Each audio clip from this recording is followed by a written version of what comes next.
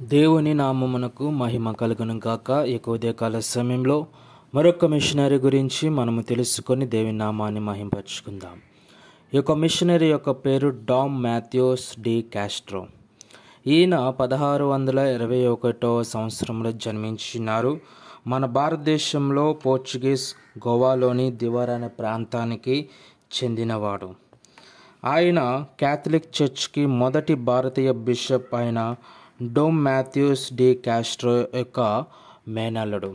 ఇంతకుముందు 2 మిషనరీల యొక్క ముందుగానే మనము డామ్ మాథ్యూస్ డి కాస్ట్రో గురించి కూడా మనం తెలుసుకుని ఉన్నాము. ఆయన యొక్క మేనల్లుడే ఈ యొక్క థామస్ డి కాస్ట్రో.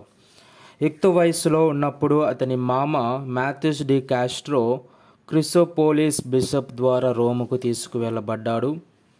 అక్కడ అతను డివినా ప్రొవిడెన్సియా లేదా డియాటిన్ ఆర్డర్ సమాజంలో చేరాడు.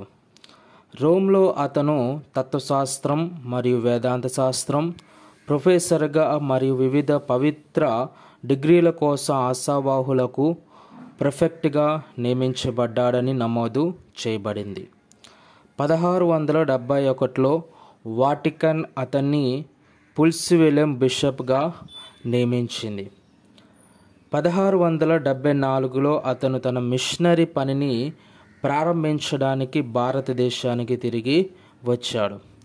1675 ఆగస్టు 30న హోలీ సీ అతన్ని కొచ్చిన్, తమూర్, మదురై, మైసూర్, క్రాంగనూర్,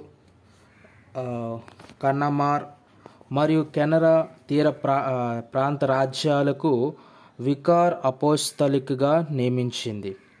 అతను కేరళలోని ప్రస్తుత వరప్పులలో ఉన్న లాటిన్ క్యాథలిక్ ఆర్చ్ డియోసిస్ ఆఫ్ వెరాపోలి 1675-1689 యొక్క వికార్ అపోస్టలిక్గా కూడా కొనసాగాడు. కెనరా పాలకులు ఆయనకు భూమిని బహుమతిగా ఇచ్చారు.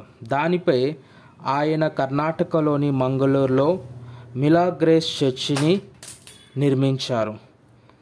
1680లో పూర్తయిన ఈ చర్చు మంగళూరు క్యాథలిక్లకు ప్రముఖ ప్రార్థనా స్థలం కూడా అయ్యింది. బిషప్ డి కాస్ట్రో 1684 జూలై 16న 68 సంవత్సరాల వయస్సులో మంగళూరులో మరణించినారు.